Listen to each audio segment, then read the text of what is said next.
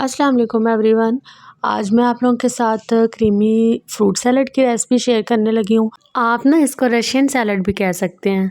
क्या आपका fruit salad भी कुछ देर के बाद काला सा अजीब सा हो जाता है? तो आज मैं आप लोगों के साथ ना ऐसा सीक्रेट शेयर करूँगी कि आपका फ्रूट सैलड जो है वो तकरीबन 2 दिन तक जो है ना बिल्कुल फ्रेश रहेगा और बिल्कुल सफ़ेद रंगत में रहेगा इंशाल्लाह। ठीक है, तो आज की रेसिपी इतनी क्रीमी और मज़ेदार है कि सब उंगलियां चाटते रह जाएंगे। बस एक ख़ास स्टेप आप लोगों ने मिस नहीं करना, तो वो मैं वीडियो के दरमियान में आप लोगों के साथ शेयर करूँगी। यहाँ पे ना मैंने एप्पल के ऊपर से छिलके उतार लिए थे, तो अगर आप करना चाहते हैं तो कर लें, अदरवाइज़ आप वैसे भी डाल सकते हैं। ठीक है, तो आपने ना ये फ्रूट्स बहुत ज़्यादा बारीक बारीक नहीं काटने, थोड़े से मोटे मोटे आपने रखने हैं, थोड़े से अच्छे लगते हैं मोटे ना। तो ये देखें बीज जो हैं वो मैंने, अगर तो हार्ड है ज़्यादा तो आप भी रिमूव कर दें, अगर अमरूद के बीज सॉफ्ट हैं तो आप वो भी वैसे ही काट दें, निकालने की ज़रूरत नहीं है। ठीक है, और जो बनाना है ना वो भी आपने बहुत ज़्यादा बारीक नहीं काटने। कुछ लोग बहुत ज़्यादा बारीक कर देते हैं और फिर वो ना मिक्स हो जाते हैं, सारे फ्रूट चाट के अंदर ही ना मिक्स मिक्स से हो जाते हैं, तो इसलिए थोड़े से मोटे काटेंगे।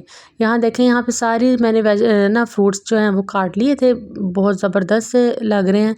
मैंने इनके अंदर खजूरें भी डाली थी और बादाम, कुछ मैंने ड्राई फ्रूट्स भी डाले थे। मैंने उसमें ना बादाम लिए थे और अखरोट लिए थे। ठीक है, मैक्रोनीस भी मैंने डाली हैं इसके अंदर, वो बस ना कुछ पार्ट मेरे से स्किप हो गए, मैं आपको दिखा नहीं सकी। तो यहाँ पे आप देख लें, आपको नज़र आ ही रहा होगा कि मैंने इसके अंदर क्या क्या चीज़ें मिक्स की हुई हैं। ठीक है, तो आप इसके अंदर ना बाज़ार का वो जो कॉकटेल का नहीं मिलता पैक, टीन मिलता है, कॉकटेल टीन मिलता है या फिर पाइनएप्पल टीन मिलता है, तो आप वो भी ला के डाल सकते हैं इसके अंदर। उससे भी और टेक्सचर बहुत मज़े का बनता है, बहुत ज़्यादा मज़े का उससे हो जाता है।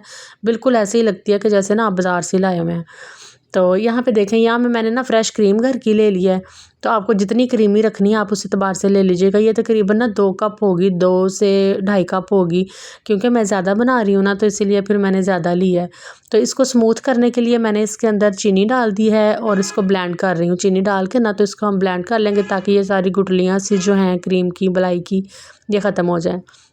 और थोड़ा सा मैंने इसके अंदर ना नमक डाला था, तकरीबन थोड़ा सा, बिल्कुल थोड़ा सा टेस्ट के मुताबिक ना।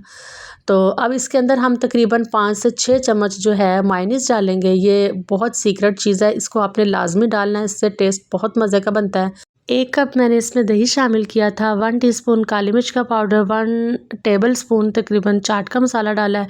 मैं ज़्यादा क्वांटिटी में बना रही हूँ ना, तो इसलिए मैंने इतना डाला है। आप ना काली मिर्च इसके अंदर और चाट मसाला कम कर सकते हैं अपनी क्वांटिटी के हिसाब से।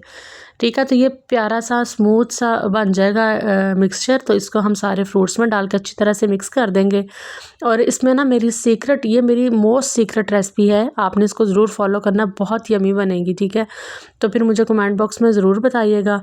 वीडियो अच्छी लगे तो वीडियो को लाइक और शेयर ज़रूर कर दीजिए, और इसी तरह की मज़ीद मज़े की रेसिपी के लिए चैनल को भी ज़रूर फॉलो कर लें। अच्छा, तो इसका जो सीक्रेट है ना रेसिपी का, एक और सीक्रेट वो ये है कि आपकी क्रीम चाट काली नहीं होनी चाहिए। तो उसके लिए आपने क्या करना है, फ्रूट्स को काट के ना तो उसके अंदर 1 या 2 चम्मच जो है ना लेमन जूस के लगा देने हैं, सारे फ्रूट्स को मिक्स कर देना है। लेमन जूस नहीं है तो ऑरेंज जूस लगा लें, तो उससे आपकी जो सैलड है बिल्कुल फ्रेश रहेगी, फ्रूट्स काले नहीं होंगे। और मैंने ना आपको ये ऐसे सीक्रेट बता दिए हैं जो आज से पहले आप लोगों के साथ किसी ने भी शेयर नहीं किए होंगे। तो अगर इसी तरह आप भी सारे स्टेप्स को फॉलो करके फ्रूट सैलड बनाएंगे ना, तो यकीन करें आपको मज़ा आ जाएगा। अपना बहुत सा ख्याल रखिएगा। अल्लाह हाफिज़।